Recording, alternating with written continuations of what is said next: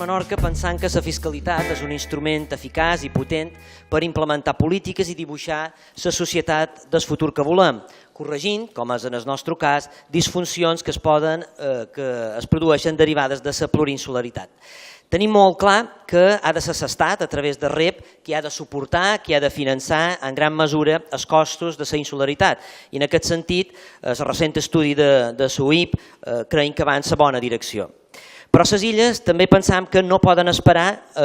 en una cosa tan important com és el capital humà. I en els acords pel canvi, a més de les deduccions fiscals per a la investigació, per a l'aprenentatge d'idiomes o les inversions en renovables, s'inclou la deducció per cursos, per cursar estudis superiors fora de l'illa de residència, que afecta molt especialment a Menorca, Eivissa i Formentera, però també a Mallorca quan es vol continuar una formació que no existeix a la pròpia illa o no cobreix les necessitats formatives. El desplaçament i la residència fora de l'illa per poder cursar estudis universitaris implica per a les famílies una important despesa econòmica que no sempre poden assumir, per la qual cosa és necessari establir mecanismes per ajudar les famílies a fer-hi front. En definitiva, crec que no podem acceptar que cap jove de les Illes Balears deixi de fer estudis superiors per causes econòmiques. En aquest sentit, a més per Menorca ja va impulsar una proposició de llei que es va aprovar per unanimitat, en la qual s'instava a posar en marxa aquesta deducció. I avui, senyora presidenta, li demanam per la situació, en quina situació es troba aquesta deducció fiscal i quan pensa implementar aquesta deducció. Moltes gràcies. Gràcies, senyor Martí. Com vostè coneix perfectament, dins els acords pel canvi, una de les qüestions que vàrem acordar les diferents formacions polítiques que el vàrem signar i que està incomplint aquesta fulla de ruta pactada en benefici dels ciutadans i ciutadanes i de l'interès general, una de les qüestions pactades era precisament un canvi en la política fiscal en aquesta comunitat autònoma, un canvi que ja vàrem començar a assolir en el primer pressupost del 2016 i que hem anat consolidant en el pressupost de l'any 2017, que a grosso modo fixava progressivitat a diferents trams impositius en aquestes illes i amb un repte important que era posar endavant un nou impost en aquesta comunitat autònoma com és l'impost de turisme sostenible, canviant aquella política fiscal que havíem heretat que no gravava més en aquells qui més tenien, sinó que era absolutament injusta. A partir d'aquí també hi ha una deducció fiscal que, com vostè recordava bé, pactada per ajudar a les persones que s'han de desplaçar per raó d'estudis de la seva illa i això té un efecte, evidentment, en la persona que s'ha de desplaçar, però també en la seva família i amb els costos econòmics. La nostra previsió, i ho estem estudiant, es podrà fer en el marc de negociació del pressupost de l'any 2018 com pertoca aquestes deduccions fiscals.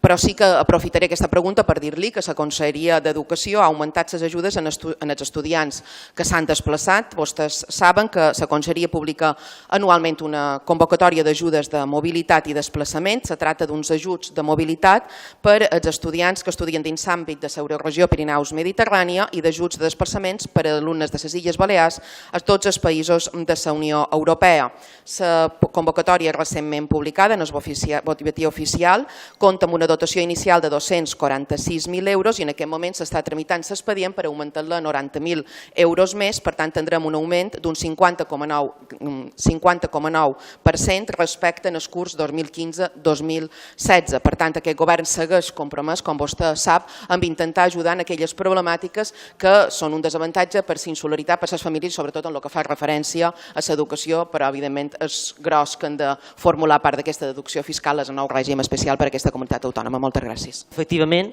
creiem que ha de ser dins aquest pressupost del 2018 quan es posi en marxa aquesta deducció fiscal en el tram autonòmic a favor de les famílies de les illes que tenen estudiants que han de cursar fora de l'illa de residència. Creiem que aquesta és una aposta clara a favor de les famílies, una aposta clara a favor de la formació, una aposta clara a favor d'un model econòmic i social que aposta i que valora el coneixement. I en aquest sentit, encoratjam el govern perquè aquesta mesura es posi en pràctica, que és un compromís, com deia, dels acords per canvi i a més també un compromís del Parlament d'aquestes illes, de les Illes Balears, perquè es posi en marxa el més aviat possible, perquè és una necessitat real que les famílies viuen cada dia i que sense cap dubte és positiva per a la nostra comunitat.